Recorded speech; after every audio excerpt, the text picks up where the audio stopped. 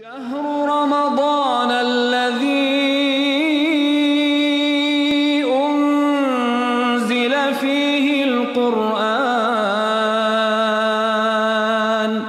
هدى للناس وبينات من الهدى والفرقان. عن أبي هريرة رضي الله عنه قال رسول الله صلى الله عليه وسلم كل عمل ابن آدم يضاعف الحسنة عشر أمثالها إلى 700 ضعف قال الله عز وجل إلا الصوم فإنه لي وأنا أجزي به يدع شهوته وطعامه من أجلي وللصائم فرحتان فرحة حين يفطر وفرحة حين يلقى ربه wala khalufu famis shaim atyabu indallah min rihi almis. Ya. Tidak kurang dalam hadis ini menerangkan kepada kita 4 keutamaan puasa. Ya. Ya. Pertama, ya, orang yang berpuasa akan dipenuhi pahalanya tanpa melalui proses hisab. Itu keutamaan yang pertama. Jadi orang yang berpuasa akan dipenuhi pahalanya tanpa melalui proses hisab. Kalau amalan yang lain itu kan 10 kali hingga sampai 700 kali dilipat gandakan kecuali saum. Nah, ya kan seperti itu. Jadi tanpa proses hisab pahala saum itu tidak dibatasi itu. Alasannya karena satu bisa jadi karena puasa itu bagian dari kesabaran. Makanya Al-Imam Auza'i rahimahullah berkata, laisa yuzanu lahum wala yukal innama yughrafu lahum gharfa. Jadi pahala mereka yang saum itu tidak akan ditimbang dan tidak akan ditakar, namun digayung. Bisa dilihat di dalam tafsir Ibnu Katsir. Ya. Kemudian keutamaan yang kedua, ya, tadi kan tanpa hisab pahalanya bagi yang saum itu. Ya. Adapun keutamaan yang kedua yang dijelaskan di dalam hadis ini, bahwasanya Allah menyandarkan puasa kepada zatnya, kepada zat Allah di antara seluruh amalan yang ada. Wallahu alam apa sebabnya? Karena amalan puasa itu telah mengorbankan seluruh waktunya siang hari. Atau puasa adalah rahasia paling privat antara seorang hamba dengan Allah Azza wa Jalla. Tidak ada yang mengetahui kondisi orang yang puasa selain Allah. Ya. Gitu. Itu ya. Makanya itu keutamaan yang kedua, menyandarkan puasa pada zatnya, pada zat Allah. Ini merupakan keutamaan puasa. Berbeda dengan seluruh amalan-amalan yang ada. Itu karena bisa jadi karena puasa telah mengorbankan seluruh waktu di siang hari, atau puasa itu adalah rahasia paling privat antara seorang hamba dengan Allah Azza wa Jalla. Kemudian keutamaan yang ketiga, ya, yang terdapat di dalam hadis ini, ketika orang yang berpuasa bertemu berjumpa dengan Rabb-nya, ia akan sangat gembira karena amalan puasanya. Kenapa gembira? Karena ia tahu betapa besar pahala dan balasan Allah terhadap amalan puasa. Itu dari sisi nanti di akhirat. Adapun kebahagiaan orang yang puasa ketika ia berbuka, karena kan akan mendapatkan 2 kebahagiaan ketika bertemu dengan Allah dan kebahagiaan ketika berbuka. Nah, ketika berbuka kenapa? Karena dia gembira telah bisa menyelesaikan ibadah puasanya. Insyaallah bahagia, senang gitu karena telah selesai menyelesaikan ibadahnya. Yang sudah nikah juga bahagia karena udah bisa nikah gitu kan. Kalau bagi yang baru menikah, ya. Dan juga bagi yang baru menikahnya, gembira sudah punya anak gitu. Gitu kan? Dan juga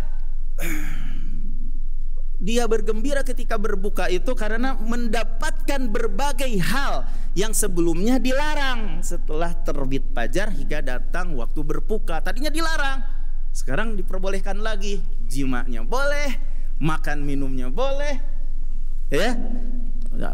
Makanya bahagia.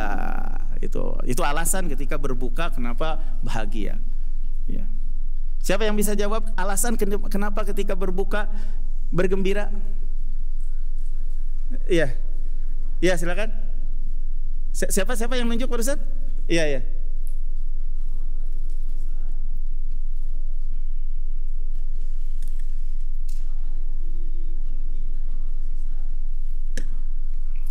Iya, terus?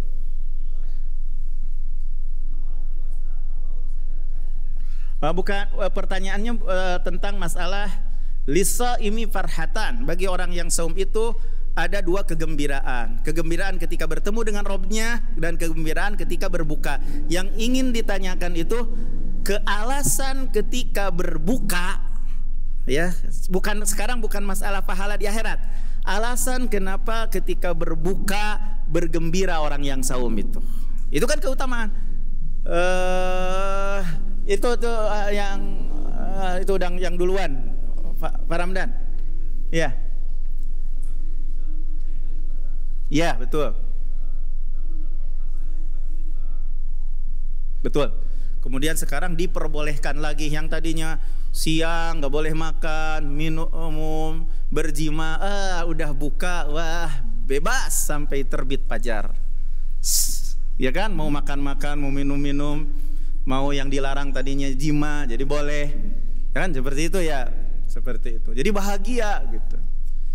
Nah, ya. Kemudian jadi keutamaan puasa yang pertama tadi, orang yang berpuasa itu pahala hadiah. Udah. Orang yang berpuasa akan dipenghuni pahalanya tanpa proses hisab, tuh keutamaan yang pertama. Yang kedua, disandarkan puasa fadadat Allah. Ini merupakan keutamaan puasa.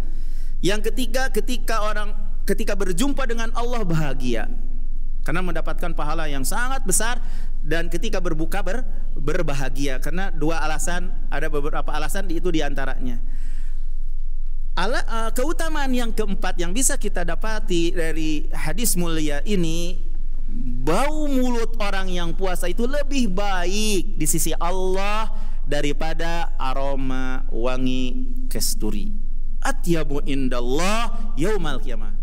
Ya, lebih baik insya Allah pada hari kiamat. Ya, walaupun aromanya kurang mengenakan gitu ketika tercium oleh hidung manusia, tapi di sisi Allah kemuliaannya lebih baik daripada aroma wangi kasturi, karena dia lakukan dalam rangka apa?